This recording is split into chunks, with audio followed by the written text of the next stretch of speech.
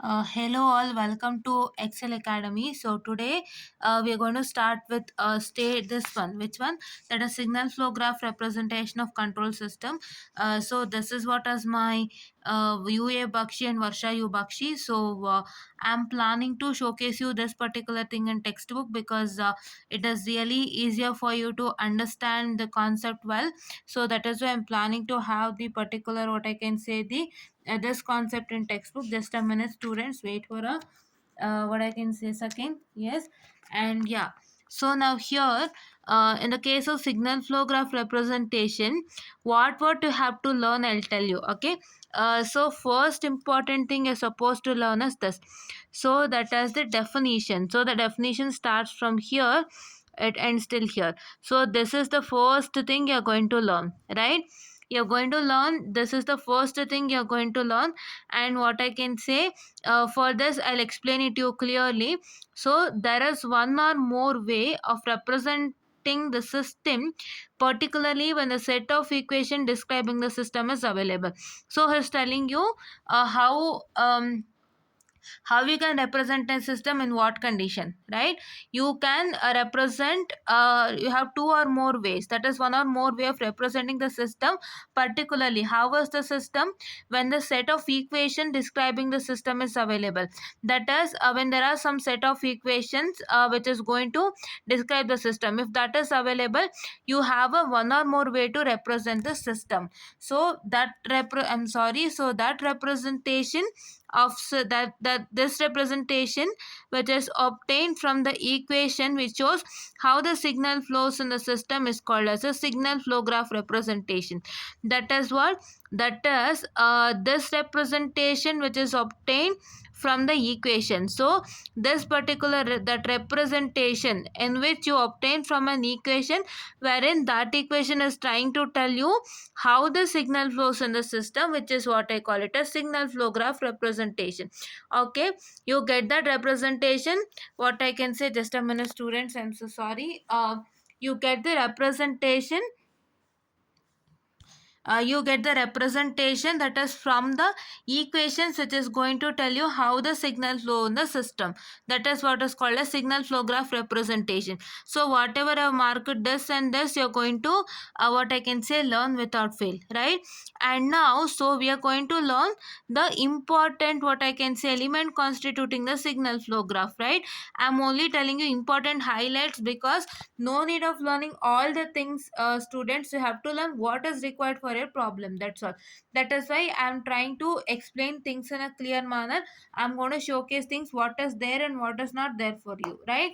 Yes. So now coming on to this particular, so important element constituting the signal flow graph. So see, all the as variables are important elements of the set of equation for the system.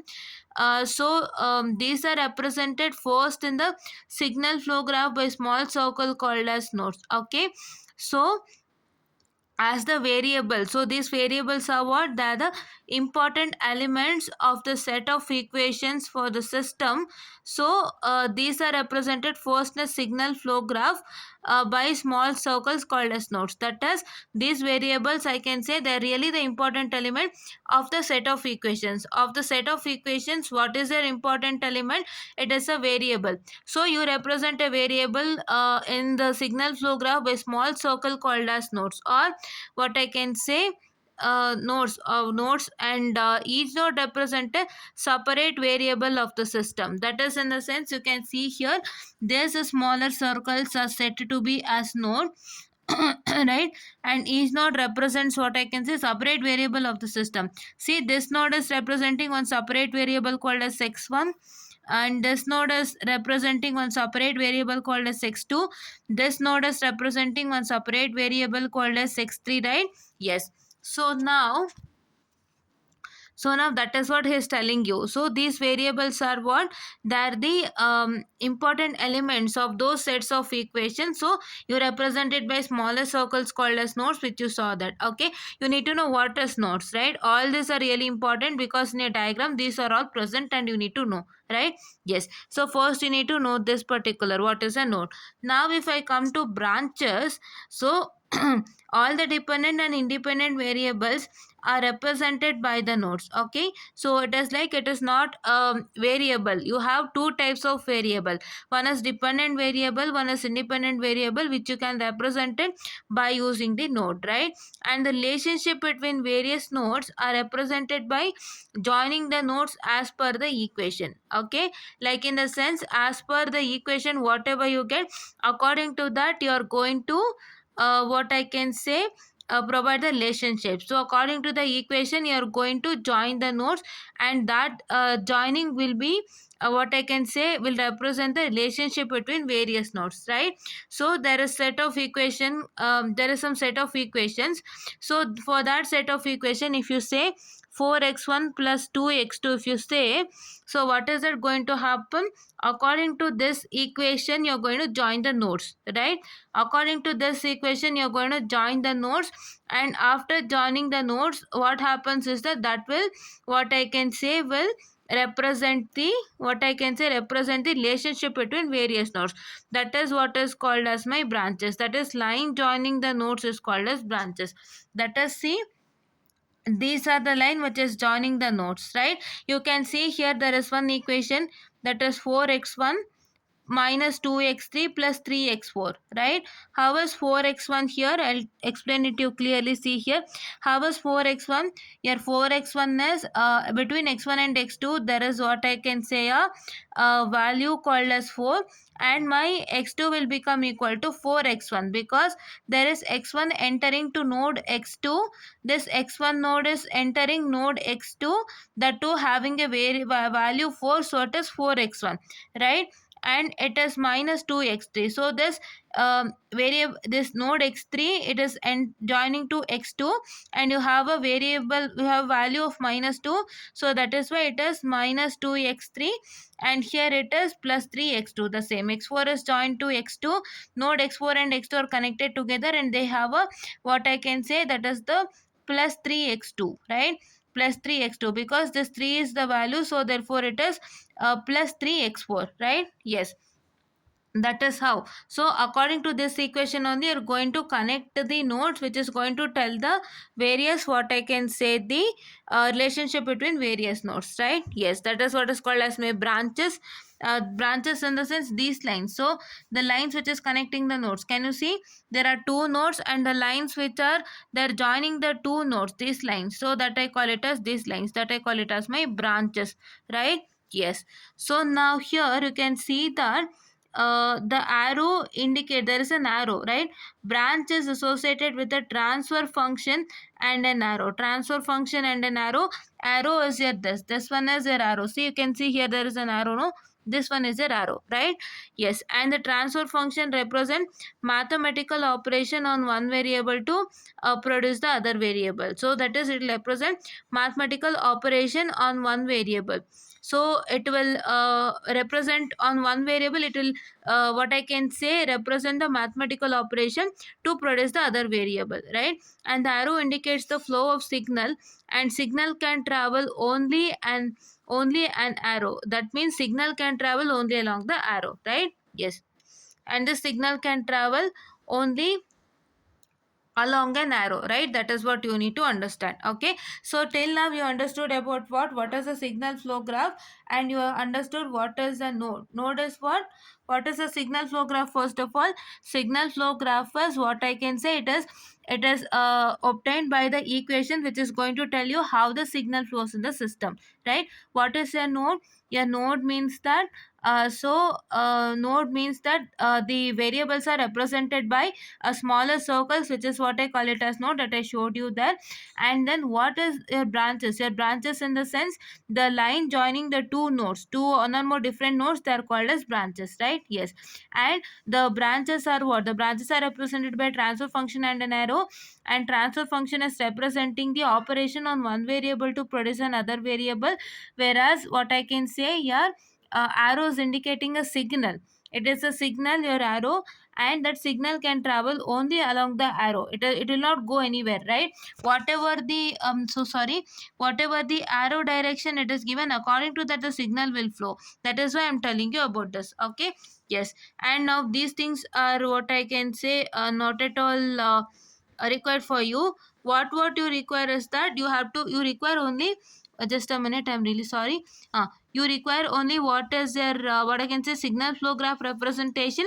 You require what is a node, and you require what is a branch. So your branch definition is here. From here it will start from here and until here, okay? And till here also you can write it you for your understanding, right? Yes. And now coming on to the properties of signal flow graph. See here students, what I can say, I'm trying to make you understand things well, right? Please to try to follow that. So the properties of signal flow graph, that is, you have the signal flow graph is applicable only to linear time invariant system, that is LTI system. Is directly telling it is not applicable to non LTI system, okay? Linear, it is not it is only applicable for linear time invariant system. It is not applicable for linear time variant system, right? Yes, you can think on that way also, right? As is only telling for linear time invariant system, right? The next question, the next step is that the signal in the system flows along the branches and along the arrowheads associated with the branches. I already told you that the signal in the system, it will flow along the branch, because a branch is consisting of an arrowhead. So according to the arrowhead only it is going to flow. So that is what he is telling you. It is flowing along the branches, and along the arrowhead that's associated with the branches the signal goes on. What is my third one? I'm really sorry students. What is my third one? So my third one is that signal gets multiplied by the branch gain or branch transmittance when it travels along it. So what is this values, that is -4, this is 3, and -2 are what I can say branch gain, right? So here you can see an example. So this is your node x1, this is your node x2. Your branch gain is present in the on the top of the arrow mark, okay? So what happens, so the signal from x1, what happens, it will get multiplied by 4 when it travels along the branch joining x1, right? This is a branch joining x1, and at that time this x1 will get multiplied to what I can say by 4. This is branch gain, it will get multiplied by this branch gain when it travels along this particular branch which is joining x1, right? So we can say the value of x2 is 4 times the value of x1. It shows dependence of x2 on x1, right? So x2 is dependent on x1, right? I guess you got it. So here he is telling that there is a branch gain, and a signal will get multiplied by the branch gain when it travels along it. That is, if you can see here, there is a what I can say, this is what is my x1, and it gets multiplied by 4 when it will travel along this particular branch which is connecting x1. So when it what I can say travel along this particular, it will get multiplied by this branch again, and it will result in x2 is equal to what, that is 4x1, right? Yes, that is what it's going to happen. And now in the fourth one, the value of variable represented by any node is an algebraic sum of all the signals that is entering the node. That is, this is the variable x2, right? The value of this variable that is represented by any node, okay? So this x2 is a variable. This is represented by one node, and the value of this x2 is what I can say the algebraic sum of all the signals that is entering the node.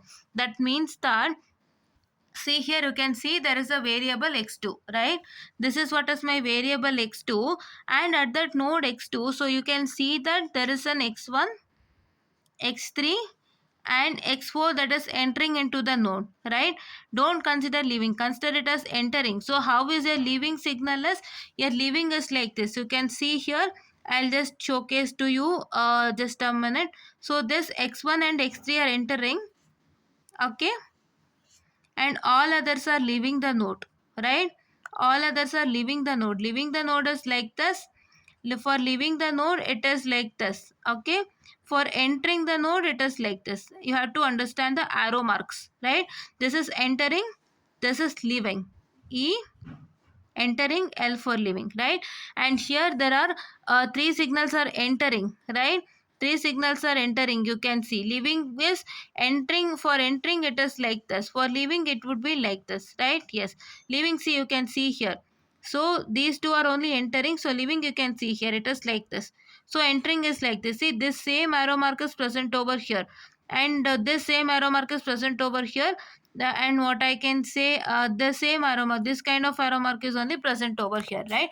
And here you can see that three signals are entering from, I'm so sorry, x1, x3 and x4. So the value of x2, what I can say, it depends upon the variables x1, x3 and x4, because as this x1, x3 and x4 are entering the node x2, so x2 will depend upon this x1, x3 and x4. And what happens over here is, so the value of x2 is algebraic sum of all the signals entering. So how can you say that? And one more thing gets added, this rule gets added. How?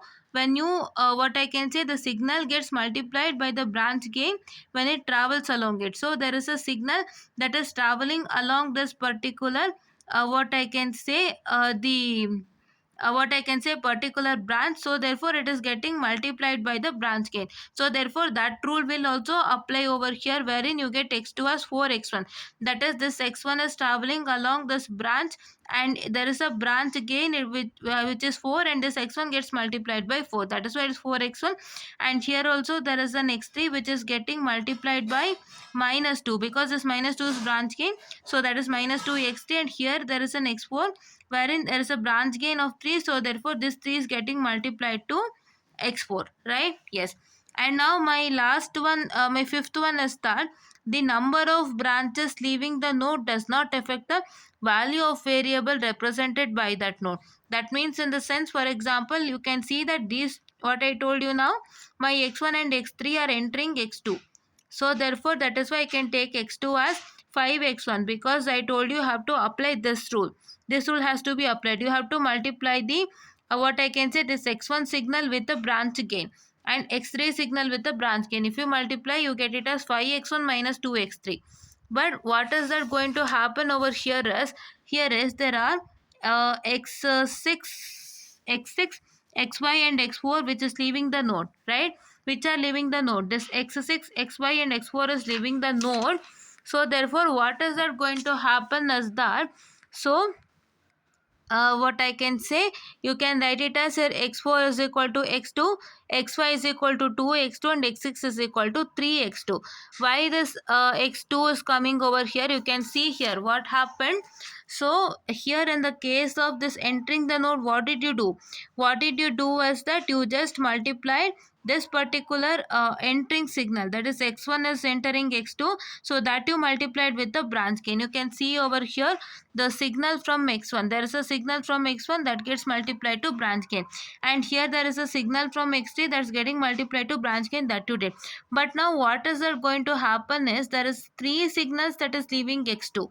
So three signal that is leaving x2, in the sense, what is that going to happen is that, so they'll join to x4, xy and x6. That is, from x2 signal is joining what? X2 signal is joining x4, xy and x6. So that is why what is that going to happen? Your x4 is equal to x2, because what I can say, just a minute.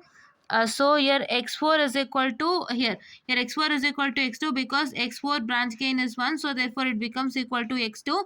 And here xy is equal to 2x2, because x2 is joining x4, so therefore whatever x2 is present, for that you are going to multiply the branch gain, right? And here also it is 3, so therefore as x2 is joining x6, so you have to multiply x2 into 3, so that is, here x6 will become equal to, what I can say, 3x2. That is what is telling you. Please to understand, for leaving x2, it will join the x4, xy and x6, right? So x4, xy and x6. For entering these x1 and x3 will enter x2. So therefore for the signal which is from x1 and x3 gets multiplied to the branch gain. So therefore you get x2 as, that is 5x1 minus 2x3. But here for leaving, it is this x2 is joining x4, xy and x6. So therefore you get x4 is equal to x2, xy is equal to 2x2 and x6 is equal to 3x2, right? Yes, this is what is that. And now you can see the sixth one. That is, for a given system, signal flow graph is not tuning. for a given system, signal flow graph is not unique. Many other graphs can be drawn by returning system equation in a different manner. That is, by writing a system equation in a different manner, you can just write things well, right? Yes. And here there is a key point. The value of a variable represented by the node depends upon signal entering, and the what I can say, this value is available to all the branches leaving from the node. That is, whatever the value of variable that you represent by the node, that is represented by the node, so that node will represent the value of a variable that is depending upon the signal entering, and this value is available to all the branches that is leaving from the node. If any branch is leaving from that particular node, so therefore that particular value is available to all the branches. That in the sense, here you can see that he is directly telling that for all the branches leaving from x2, the value of x2 is available in the same, and number of such branches do not affect the value of x2. That is telling that whatever the branches that is leaving out from the node, so that node, what I can say, that node you can have the value of that particular variable. Okay, that node has a variable called as x2, and value of the x2 you can have it, and any branch that is leaving the what I can say, the node x2 will not affect the value of x2, right? Yes, that is what he is trying to tell you. In the sense, there are three branches that is leaving x2, and that value of x2, the value of the variable x2, you get it for all the branches without fail, and if any branch is leaving that x2, it does not affect the value of x2, is directly telling, right?